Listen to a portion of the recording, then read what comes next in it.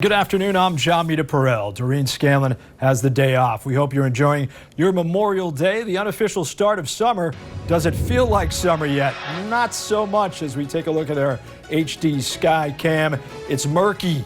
Not exactly what you want on Memorial Day, Chelsea. A search for a University of Connecticut senior linked to two murders continues this morning. According to Connecticut State Police, 23-year-old Peter Manfredonia killed 62-year-old Theodore Demers in Willington on Friday, and he also knew Nicholas Isley, who was found dead in a home in Derby over the weekend. During a news conference Tuesday afternoon, Connecticut State Police pleading with Manfredonia, saying they want to resolve this in a safe way. Pennsylvania State Police also releasing new information on Manfredonia's whereabouts, saying the latest sighting of him was when he was dropped off by an Uber driver in front of a Walmart in East Stroudsburg. In Rhode Island, health officials reporting 21 new deaths on Wednesday, bringing the total to more than 650. There are also 143 new cases from coronavirus. In Massachusetts, cases continue to drop. Just 8% of those tested for the virus over the past week were positive. That number was up to 30% in April. There are currently about 2,000 people in the hospital due to COVID-19. A virtual town hall meeting is planned for tonight, hosted by Senator Sheldon Whitehouse. The senator will be joined by Pawtucket Mayor Don Grebian and Central Falls Mayor James Diosa during the town hall. They'll take questions from residents about the pandemic. If you'd like to take part in the meeting, visit our website at abc6.com. for more information. Dairy farmers across the country have been forced to dump thousands of gallons of milk they can't sell due to coronavirus. But today, instead of dumping, they're donating it to local families in need. Good morning, Providence reporter Scott Cook joins us live in Pawtucket with more. Good morning, Scott. Takeout orders of their famous chicken, French fries, pasta, and salad. This is the first attempt at opening since the pandemic started in March. Right now, they're not offering outside dining. Sounds good to me, Doreen. With the warmer weather, more people are craving the outdoor air after months of isolation, and local farmers markets seem to be reaping the benefits. For nearly 65 years, the Outpost Farm in Holliston, Mass. has provided fresh poultry and produce for the community. Despite the sagging economy, locally grown foods seem to be in high demand, bringing business to the community staple. And it was an ice-cold Bud Light to celebrate, something she loved but hadn't had in a very long time. I hope that ice was dripping off the side of that bottle for Jenny, John. And I'm guessing, Doreen, at 103, that tasted better than any Bud Light she's ever had. I would imagine. What a fighter to pull through like that. You know, if I'm the nurse, I'd say, hey, Jenny, here's a six-pack. Yeah. I think even 6 is too few for Jenny. It could be, but yeah. Good for her. And ground control to Major Tom. Thank you very much. That's my last singing. 2 NASA astronauts on the verge of making history. A live look at the rocket heading to the space stations. And at 5:44, Jim, we may be getting closer to the hockey season coming back. The NHL and NHLPA releasing a memo Monday outlining the plan for Phase 2 of its return to play. It says the league hopes to have players and teams back in practice rinks and in small groups working out starting early next month.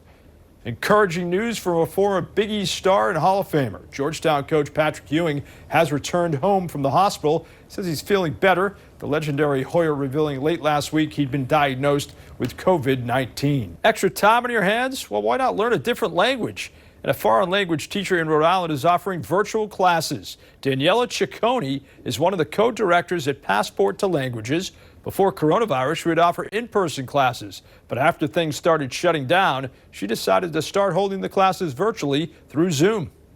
Passport to Languages will continue holding virtual classes through the summer. Muy bueno, Doreen. Yes, and this business is just one of many that are still operating during the pandemic. Salons and barbershops in Massachusetts are now open, but with some capacity limits and other limitations. Good morning, Providence reporter Scott Cook joins us live at a barbershop in Attleboro with more on what haircuts will look like. Scott, do you need a haircut? New details on a travel ban put in place because of the coronavirus. Add Brazil to the list of countries denied travel to the U.S. President Trump is restricting travel from Brazil to the United States. The proclamation bans people from entering the U.S. if they've been in the South American nation in the previous 2 weeks. The new rule does not apply to trade between the two countries. The White House says the restriction is aimed at slowing the coronavirus pandemic. We hope that'll be temporary, but because of the situation in Brazil, we're going to take every step necessary to protect the American people. We'll take a look at the other countries on a country-by-country basis. According to data from Johns Hopkins University, Brazil has more than 363,000 cases, ranking second for most cases worldwide, only behind the United States, now surpassing 1.6 million. 6:15, Amtrak needs $1.5 billion to keep operating. Without the money from Congress, the railroad company will have its service and workforce cut back. The railway expects to carry half of the passengers it did last year, from 32 million down to 16 million. And a new model from the University of Washington is predicting 132,000 deaths by August, 11,000 less than was predicted a week ago. The model has been cited by the White House and has undergone a number of revisions in recent weeks, which researchers attributed to an increase in people wearing face masks. The suspended superintendent on the Soldiers' Home in Holyoke now defending himself after dozens of residents died from the coronavirus. Bennett Walsh has been on paid leave since the end of March. According to his attorney, Walsh sent several reports to state and local officials dating back to March 21st, alerting them about the spread of the virus at the facility. When Walsh asked for help, his attorney says he was denied. There are currently 4 investigations into the home. One is looking into whether residents were denied proper medical care. And the former epicenter of the coronavirus is starting to open back up again. New Rochelle, New York, along with the rest of the Mid-Hudson region, beginning phase 1 of their reopening process. According to Governor Cuomo, New Rochelle has met the criteria to reopen, including a decline in the number of deaths. The match, Champions for Charity, teeing off yesterday, putting Tom Brady and Phil Mickelson against Peyton Manning and Tiger Woods on the golf course. It raised $20 million for COVID-19 relief.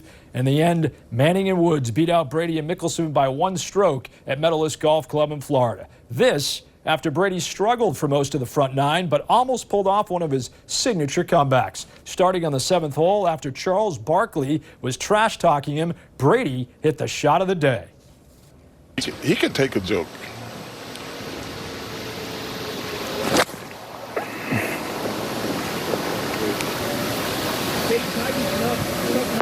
Oh, go in! Oh, my goodness! You made it! Wow! Take a second and check. That was spectacular. But here's the winning shot. Woods and Manning needing to 2-putt on the 18th green after this long putt by Tiger. The match was called. Again, though, a fun time had by all, millions of dollars raised for coronavirus relief. Cheers. It's National Wine Day today, and there are 5 basic types of wine: red, white, rosé, sparkling, and dessert. But when it comes to wine grapes, there are thousands of varieties. You can mark National Wine Day by hosting a socially distanced or virtual wine tasting party. And I'm not pointing any figures, but I do know a few people who will enjoy today. Chelsea, I'm just saying. You know, in the summertime, I just think of having a nice glass of rosé, but it's kind of damp and dreary outside right now.